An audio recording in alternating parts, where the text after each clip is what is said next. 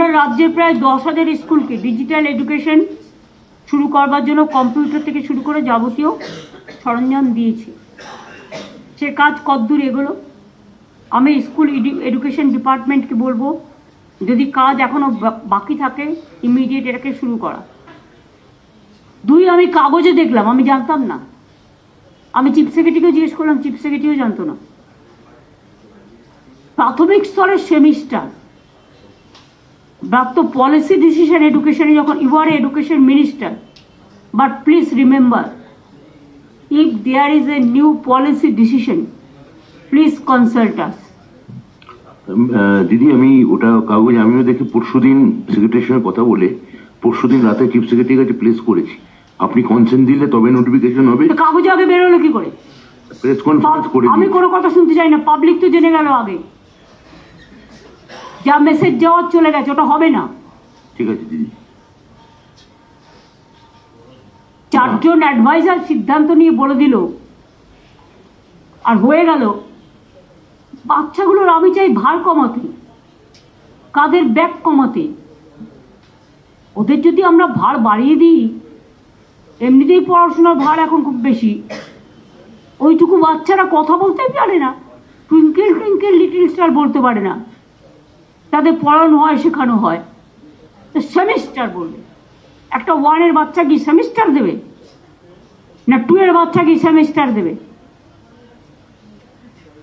কলেজে যেটা চলে স্কুলে সেটা চলে না। না দিদি, বলেছি স্কুলে এগুলো হয় না। স্কুল যা প্রথা চলছে তাই চলবে। কলেজ ইউনিভার্সিটিতে শুরু হয়েছে, তারা অভ্যস্ত হয়ে গেছে, তারা জানে।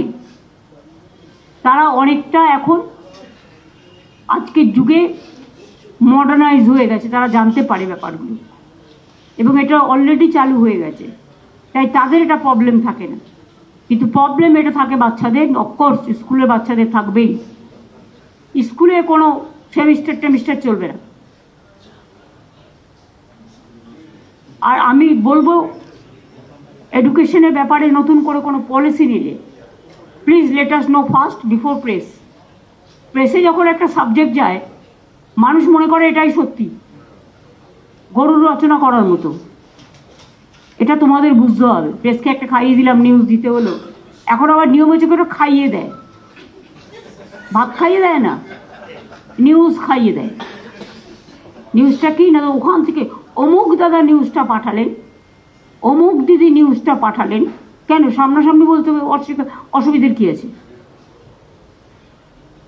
আর এটা প্রেস মিডিয়াকেও আমি রিকোয়েস্ট করব যে কারো মুখের কথা শুনে সঠিক তথ্য না পেলে, ঘোড়ার মুখের কথা না শুনে, আপনারা প্লিজ এইসব ব্যাপারগুলো কে পাঠালো আর কে পাঠালো না এর মধ্যে নির্ভর করবেন না।